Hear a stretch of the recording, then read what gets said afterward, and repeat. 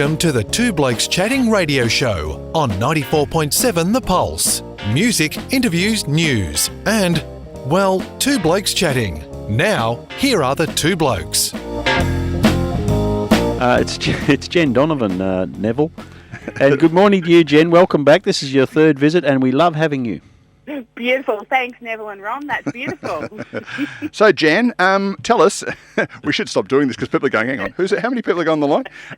Jen, first of all, we should make sure you're okay, living where you live up on the Murray River.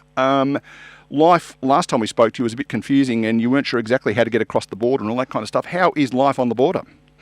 Oh, look, I'm really sorry to say that it hasn't changed a lot since then. I believe there have been new restrictions or new passes brought out overnight, to which I haven't had much of a chance to have a look at them. A bit of research would be good. To make our life a little bit simpler, I believe that our district, which is called Rennie, will now be included in the border, which means we might actually be able to go to work. My children might actually be able to go to work in Yarrawonga now. So fingers crossed that is what's happening.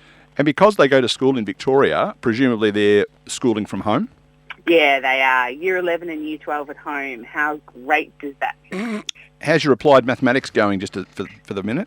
Yeah, I'm pretty sure they passed me at Year 6. I recall when I did the subject called Applied Maths in the year of 1979, my mother, who knew nothing about mathematics, became an absolute expert. Oh, she's a much better mum than I am. Oh, no, let's not get into sizes. The reason we've got you on the phone today, I probably should let Ron have a go as well, but you've got a very exciting new venture happening here that we want to hear about, because it's not just about you and your business, it's about regional Australia. Yeah, thank you. This is an awesome opportunity. So last weekend we launched a marketplace, so an online marketplace for rural and regional small business owners, where they can come and open up a store and be able to sell their goods. And sort of, I guess we're trying to take away the stress of people having websites but not be able to get traffic to them. So they come, they join up with Spend with us, and then it's our job to get the traffic to them and get them sales.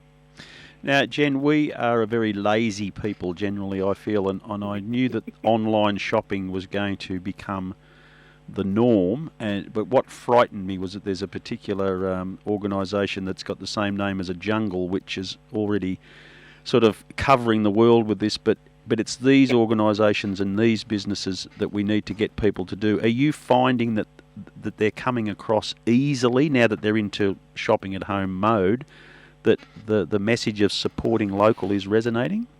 Yeah, I really do. I really do think that this whole message of shop local, I don't think it's ever been quite so powerful. In fact, if you had have asked me about a shop local campaign 12 months ago, I would have said, look, people are sick of hearing about the shop local slogan. But I think it's had a real revival. I think people are really wanting to support, small businesses, but also support people in their own backyard.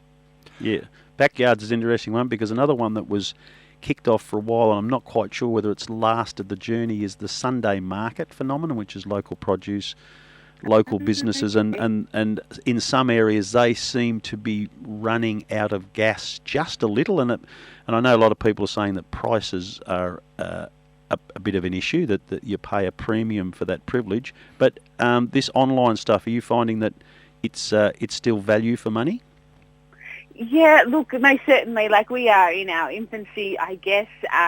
It's sort of a whole new concept for what I've taken my Buy From Bush Business Facebook group into, what I'm hoping will be a marketplace, and solving a few of those problems for both customers and for sellers. But I do feel that people are going to embrace it more and more. I think, I don't think we are in stage 4 and stage 3 lockdown, but some people don't have any choice now, and also we're maybe a little bit bored at home and looking online a little bit more than what we would if we were at our full-time jobs or in our normal daily life.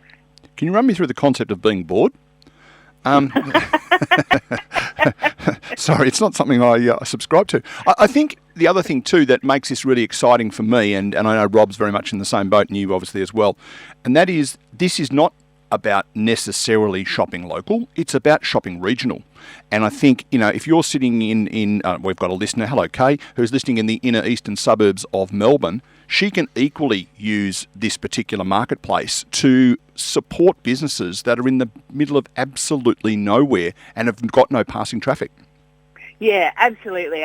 We just feel, and you would know it certainly by being regional yourselves, but also, more rurally, we've kind of been just hit and hit and hit. Like we've had a prolonged drought, and then, some people have been through the horrid bushfires, and then some people even had flooding in February this year in rural areas. Now we've got COVID, and I just feel that, there must be a lot of small business owners out there that are just like, I don't know how much more of this I can take. So if we can help just a little bit, then, that's our job done, for small regional and rural businesses. And the other bit that I'm loving about our website, and certainly it'll become even better when we're all allowed out, is we've actually got a map of all our businesses, which means that, in the future when people are travelling, if they're travelling through, say, Dubbo, they can click on our map and see all the businesses that, have asked for their support through our Spend With Us, and go and shop with them in Dubbo as well, which might be the little businesses that don't have the shop front in the main street. They might be down a little side street or something like that.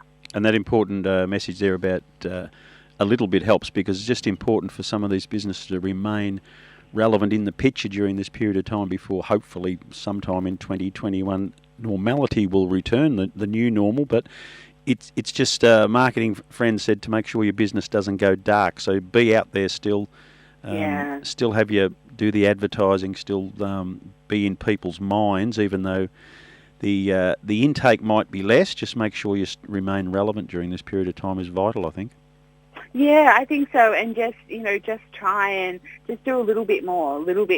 Don't give up. The world is changing, but I don't know what normal is going to look like. I wish I did. I could make a fortune if I knew what the new normal was going to look like. Make your own new normal. Yeah. Yeah. The new normal. A lot of people thinking that shopping at home might become part of the new normal, but hopefully people will still want to interact with other human beings, so the shop front will come back to the norm. But at this particular stage, it is what it is, and it's making the best of that opportunity. And hopefully the other extension of that is it's all very well to have the products, but what about the delivery through your system? Are you confident that your suppliers have access to be able to get product to their customers quickly? Yeah, look, I think that's something that we're really working on, and we've got some structure in the back end. Sort of just teaching, coaching, mentoring, I'm not quite sure what the word is, just about that whole system of making sure that you have enough products to service the people that will actually want to buy from you, because otherwise refunds and disappointments is just a bit of a messy thing to do. But we do have some systems in the back end in place to make sure that people do have their inventory right, which of course will help with consumer confidence as well. But I just sort of feel that if people can shop with rural and regional Australia, it's especially during this time, and I get that everybody's hurting, but I just can't keep coming. I just keep coming back to the fact that rural and regional Australia just, this is like stage 3 of being hit with, some bad news for them, and I think they are really, really on the brink of struggling at the moment. I think it's important too. I've just picked up on a couple of the questions that Rob's asked. Maybe there's maybe some clarity. You are more eBay than you are Amazon, in so much as they're independent businesses selling via your marketplace rather than you running a marketplace that effectively are your suppliers. Yeah, that's right. So, but we do have an Amazon element, as in you can shop with 10 different people and only check out once. Yep. As opposed to on eBay where you would have to check out with each individual person type of thing. So we do have that Amazon element that will make, for a much better customer experience. But yes, it's not us. We are providing the platform, and then it's up to the small business owners to, make sure that they are listing their favourite products, their best products, and their best sellers. So we are coming towards the end of our conversation, which is always a very sad thing when we're talking to you, Jen. But I suspect we'll chat again. Tell us, suppose I was running a small regional business. Hang on, I am. And by the way, for folk in Geelong who might be listening, this doesn't apply to cities of the size of Geelong. We're talking more towns like Inverleigh or Camperdown or places like that that are a bit smaller, obviously. Yeah, look, we have extended, like Geelong probably is a little bit big depending on how you judge Geelong, but we have extended it to a population of 100,000 because we really do want to support those regional centres as well as rural. So, towns with a population under 100,000 are, eligible, businesses are eligible to actually come on our platform. So the folks at Dirranbandy Hair and Beauty, who I know are part of your Buy From a Bush business, they're probably going to sneak in under the 100,000. I think so. So suppose we have someone listening who runs a small business out there in a rural town. How do they get in touch? What do they do? What's going to cost them? Yeah, yep. So there's all sorts of different, membership levels.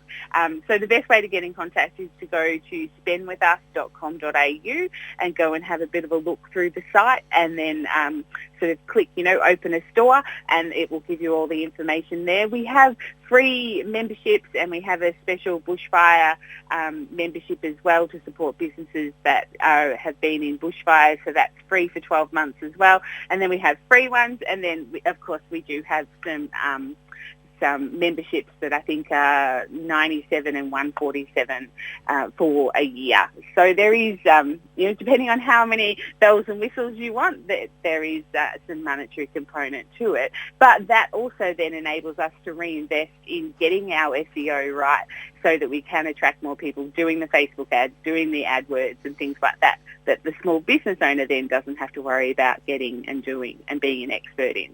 Search engine optimization, Rob. He's looking it up on in the dictionary to see what SEO stands for. Search engine. And now that I've told him that, he's none the wiser. In fact, if anything, he's even looking more confused. It went straight over the top of my head like most acronyms do. If people can't say it, I'm not interested in hearing it. Basically, how you be found on Google. The thing you want to be found for, it's up to us. Ooh, or that. No, I don't want to talk about that. Ever since the charges were dismissed, he stopped talking about that. Jen, it is always a great thrill to chat to you on the wireless. Thank you for joining us very bright and early on a Saturday morning. Yeah, thanks so much for the opportunity. You guys are awesome and always such great supporters of rural and regional Australia, so can't thank you enough. We do our best. Spendwithus.com.au. That's correct. Thank you. Thanks, Jen. All the best. Chat to you soon. See you, bye. There she is, Jen, and along with a couple of other folk that she has teamed up with, I think it's just a fabulous idea that small businesses, you can be running, you're running, a hairdressing store in Dirranbandy in central Queensland.